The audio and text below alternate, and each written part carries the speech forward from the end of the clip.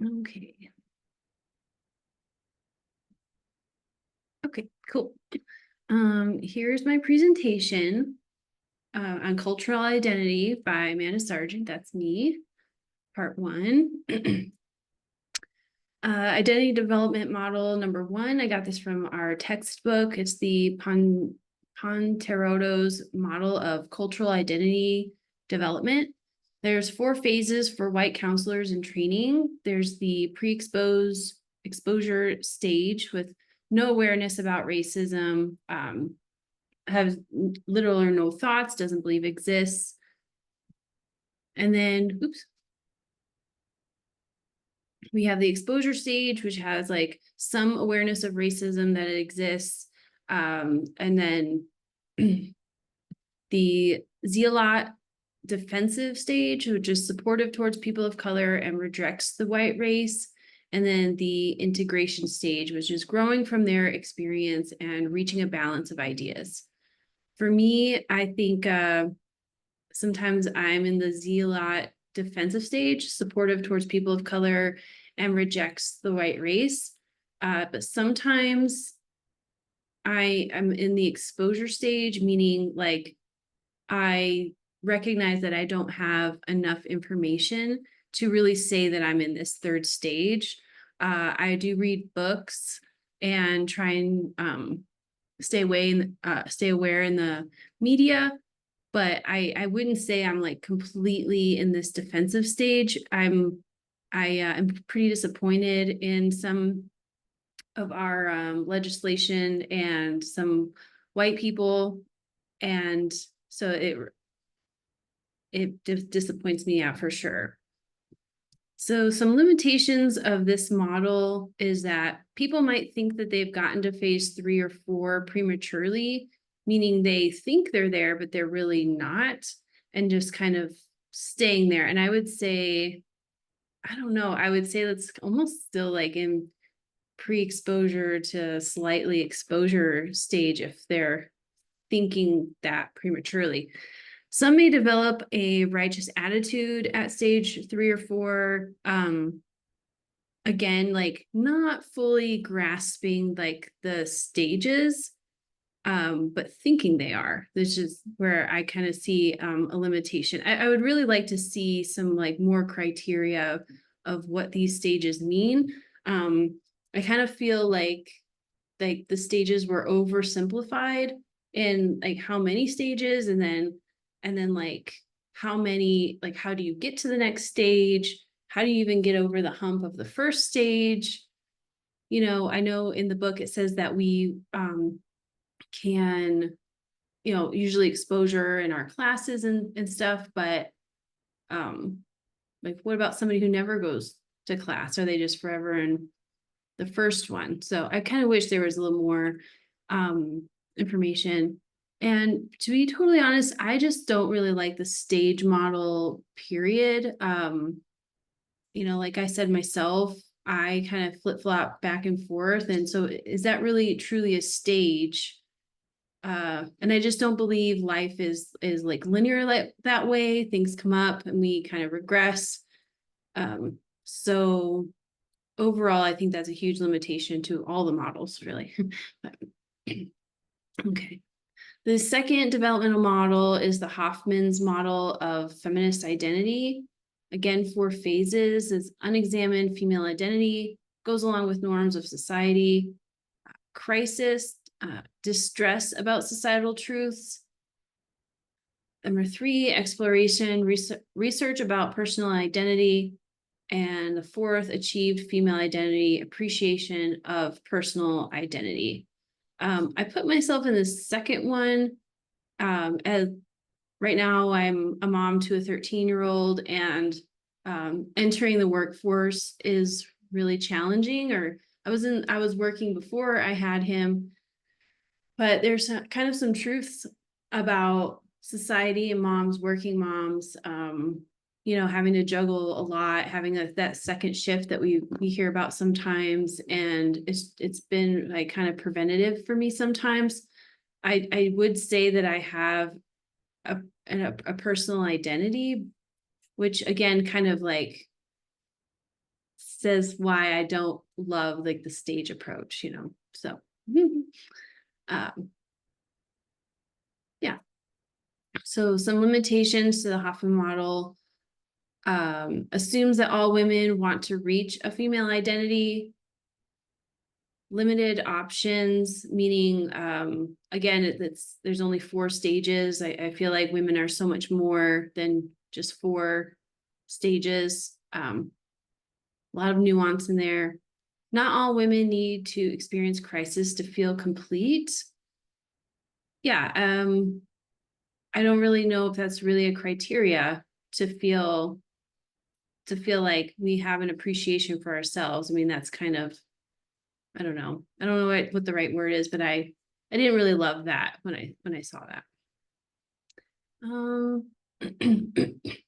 And again, I'm not a fan of the stage approach.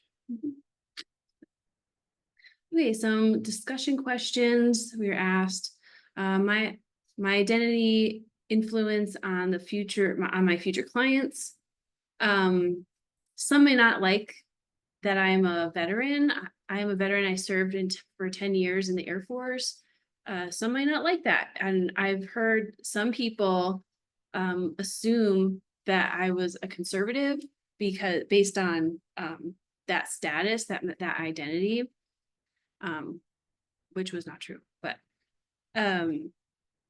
some may, by my identity as a white mom, middle-aged mom, might assume that I don't get it because I'm of the dominant culture. And, this is probably true in some areas, but based on my identity, the way I present, they might think I don't get it all, so that might be a barrier for my clients and something I'd have to address. Again, as a mom, I may make people more comfortable who have problems with their children. I know I feel more comfortable with people who have children, talking about my own child. And it may also make others uncomfortable that I have a child. If, like, let's say they choose not to have kids, maybe they think I'm going to judge them for that choice or biological disposition. My biases that I need to be aware of is, for me, I think in my mind, individualism is better because you're freer to do the things that you want. And that's based on my past. I didn't come from a collectivist society. And, if I had to be stuck with people I grew up with, I would be very unhappy. So I'm grateful for individualism. And I think that's a bias, especially if I'm helping those who don't feel that way. And then for me, again, Western culture is normal. And other weird ways are weird or strange. And I don't fully think this, it's just Western culture is normal to me. And if I see something that's not in alignment with that, it does flag in my consciousness. So. Okay, part 2. Definition of multicultural and social justice counseling, recognizing the intersection and complexity of cultures and how it impacts the client as well as the therapeutic relationship. Which characteristics contribute to an inability to access power and privilege?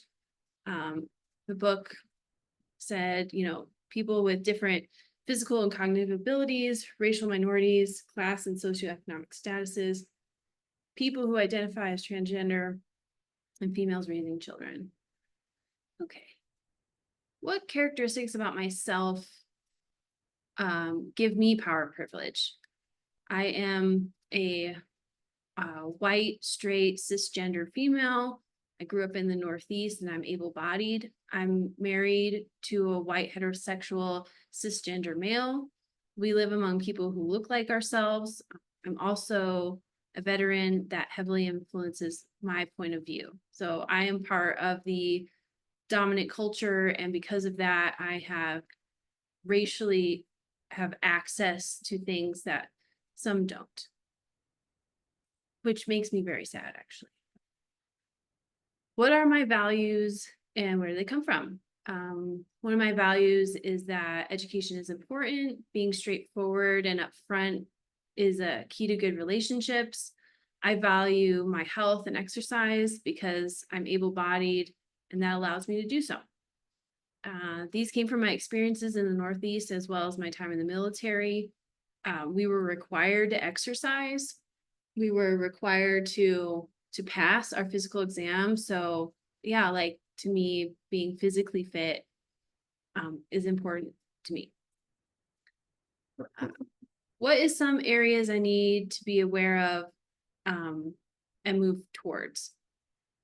Well, honestly, like I'm realizing the more that I learn, the more I read, the more I don't know. I was watching something the other day, and my husband grew up where there was like a large religious culture. And I had made a comment, and he's like, yeah, but they would never think that. And I had no idea that I was ignorant to it. So the more I'm searching, the more I'm finding, and the more I find I don't know. So lots of growth.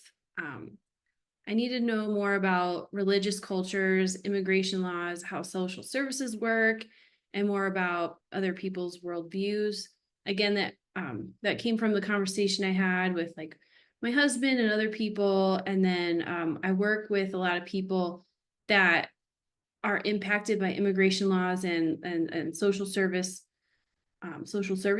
And honestly, I learn more from them than I do the internet. So I need to be more aware of that. Okay. More growth opportunities. I will have to maintain humility to serve a broader audience.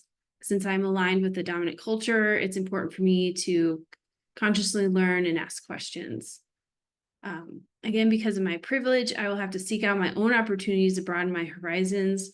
Other than my work, I'm not routinely surrounded by people I'm not familiar with. I think it'd be a good idea to try new things. And then my privilege in society allows me to stay comfortable with the status quo. I will have to work towards being comfortable talking to others in other cultures. The first thing that comes to mind is practicing conversations with other classmates and the people I work with. And then my reference was the book. So, all right, thank you.